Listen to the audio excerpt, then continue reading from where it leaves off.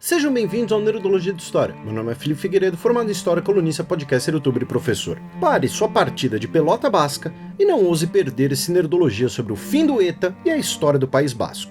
O grupo separatista basco ETA anunciou recentemente que encerrou suas atividades e que pedia perdão para as vítimas da violência no País Basco nos últimos 60 anos. Você talvez tenha visto isso no noticiário, mas o que é o País Basco e por qual motivo existe um conflito ali? Basco pode ser tanto uma identidade cultural ou uma referência geográfica, na fronteira entre França e Espanha. O total do País Basco seria formado pela junção de duas comunidades autônomas que atualmente fazem parte da Espanha, mais o País Basco francês, parte de um departamento maior. A soma de tudo isso dá cerca de 20 mil quilômetros quadrados, com 3 milhões de pessoas.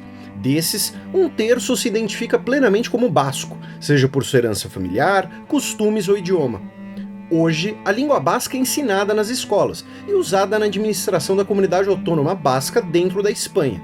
Mas esse reconhecimento do idioma é algo relativamente novo, feito em conjunto ao castelhano, o idioma oficial. O basco é uma língua isolada, ele não tem relação com nenhuma outra. Segundo Strabo, ainda no século I a.C., a região era habitada pelos vascões, que possivelmente são os antepassados dos atuais bascos. Inclusive, em castelhano, se escreve País Vasco, com V. Strabo é uma fonte importante para entendermos o que se conhecia do mundo no período, já que ele escreveu uma monumental obra em 17 volumes chamada Geografia. É só isso o título. E seu nome está ligado a um problema ocular que ele sofria e hoje chamamos de estrabismo. Será no mesmo século que começa a conquista romana da região, liderada por Pompeu, que fundará sua cidade de Pompaelo, atual Pamplona, que é considerada a capital histórica dos bascos. Devido ao relevo montanhoso da região, os romanos não tiveram uma presença tão grande, e possivelmente isso contribuiu para o isolamento do idioma basco, que praticamente não sofreu influência do latim. Esse isolamento também colaborou para que a cristianização da região fosse mais lenta, e os bascos mantiveram seus hábitos considerados pagãos. O País Basco será um local importante para a expansão tanto do cristianismo quanto do Reino Franco, que era mais ou menos na atual França. Em 602, para deter invasões bascas e servir de base para suas próprias invasões, os francos vão criar a Marca do Ducado da Gasconha. Marcas era um termo para províncias fronteiriças medievais, origem da palavra marquês. E Gasconha era a pronúncia latina para Vascônia, terra dos vascões. Para contribuir, a região basca separa o norte e o sul da Baía de Biscaia, é onde literalmente o vento faz a curva. Então, outro povo que passava por ali eram os vikings. Em outras palavras, o País Basco virou um grande campo de batalhas por séculos. A mais conhecida delas é a da passagem de Roncesvalles, em 778. Um grande exército basco conseguiu emboscar a retaguarda do exército franco de Carlos Magno nas passagens montanhosas dos Pirineus. A emboscada basca era uma represália ofensiva franca contra Pamplona. Segundo estimativas arqueológicas, cerca de 3 mil francos morreram, com poucas mortes bascas. Nessa batalha morreu Rolando, um dos paladinos de Carlos Magno, que se tornaria um dos arquétipos de cavaleiro cristão e que já foi mencionado aqui. No século IX, será formado ali o Reino de Pamplona, posteriormente de Navarra, com seu primeiro rei, um líder tribal basco. O Reino de Navarra foi um dos mais poderosos reinos católicos ibéricos durante a reconquista contra o califado muçulmano. No século XVI, após uma crise dinástica e conflitos internos, a parte sul de Navarra foi conquistada por Castela e tornou-se parte da Espanha. A parte norte manteve sua independência, mas foi absorvida na França quando o rei de Navarra herdou o trono francês. Por isso que hoje, uma pequena parte do País Basco é posse francesa. Na Idade Moderna, progressivamente, a região foi assimilada por Castela dentro de uma identidade espanhola. A lealdade à coroa era dada em troca de reconhecimento de costumes e privilégios mercantis e baleeiros, importante atividade econômica no País Basco. Os bascos competiam tanto com os islandeses na exploração baleeira que, em 1615, foi decretado que qualquer basco no norte da Islândia poderia ser morto legalmente. Essa lei foi, é claro, anulada, mas só em 2015, pois esqueceram que ela existia. Essa relação de dominação castelhana só iria começar a mudar no século XIX. Por um lado, a coroa acabou com a autonomia basca. Por outro, tivemos a ascensão dos nacionalismos, fenômeno que também ocorreu no País Basco, situação semelhante à da Catalunha.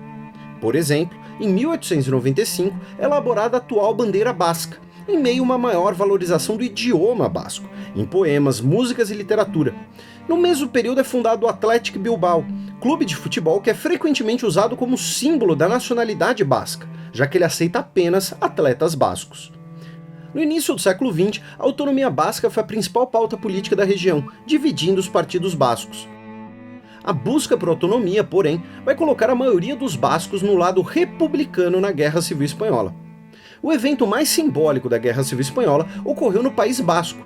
Em 26 de abril de 1937, a cidade de Guernica foi bombardeada e destruída por aviões alemães. A árvore de Guernica é um carvalho que tem grande importância cultural para os bascos e o evento, que deixou até 1.600 civis mortos, foi imortalizado por Picasso. O governo autoritário de Franco, estabelecido em 1936 e que durou 40 anos, era ferrenhamente contra as identidades regionais, especialmente anti-basco. O idioma e os símbolos bascos foram proibidos. Nesse contexto, em 1959, é formado um movimento político chamado Pátria Basca e Liberdade, sigla ETA em basco, que demandava autonomia. Em 1968, o grupo adotou a luta armada, condenado pelo governo espanhol e outros governos como uma organização terrorista. Após a morte de Franco, em 1975, o ETA expandiu suas operações, acreditando que aquele era o momento ideal de buscar a independência contra o novo governo de um jovem rei inexperiente. Nas décadas de 1970 e 1980, o conflito basco ganhou atenção internacional, marcado por diversos episódios de violência entre grupos nacionalistas bascos, cujo maior exemplo era o ETA, grupos pró-Espanha no País Basco e forças policiais e do governo. A situação era agravada pela crise econômica da Espanha na década de 1980. As estimativas são de cerca de 1.200 mortes, incluindo quase 500 policiais e 343 civis. Cerca de 10 mil pessoas foram feridas e mais de 30 mil foram presas. Simultaneamente, em 1979, o País Basco voltou a ter autonomia, que progressivamente cresceu, fazendo o ETA perder cada vez mais apoio popular, que favorecia uma solução pacífica e política. Desde a década de 1990, o grupo quase não tinha apoio popular entre os bascos. O atual primeiro-ministro espanhol já disse que a entrega das armas, o anúncio da dissolução e o pedido de perdão não são suficientes, que investigações e processos irão continuar. De qualquer maneira, esperemos que seja o começo de uma paz duradoura e, como sempre, esse Nerdologia é uma introdução a um assunto sensível para muita gente e fontes e referências estão listados aqui embaixo. Nos comentários do último Nerdologia sobre bardos e menestréis, lembraram de diversos outros instrumentos medievais comumente usados nas referências desses personagens, como o alaúde. Também lembraram dos repentistas e da literatura de cordel brasileira, que tem origem na trova portuguesa. Perguntaram se Pitágoras existiu mesmo, já que levantei dúvidas sobre a existência de Homero. Nesse caso, o filósofo e matemático Pitágoras foi uma pessoa real, com um enorme legado, não só na matemática, mas em diversas áreas do conhecimento, além de ensinar o Pato Donald a jogar sinuca. Finalmente, estranharam o uso do termo sirene, se não seria uma tradução errada de sereia. Na verdade, são mitos diferentes. As sirenes, ou sirenas, eram metade mulher, metade pássaro, e viviam em rochedos das ilhas, causando naufrágios para se alimentar ou por vingança.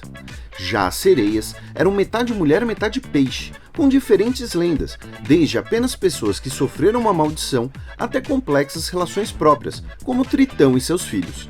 Não se esqueça de curtir e compartilhar o vídeo, assine nosso canal para conhecer mais sobre idiomas esquisitos e até a próxima!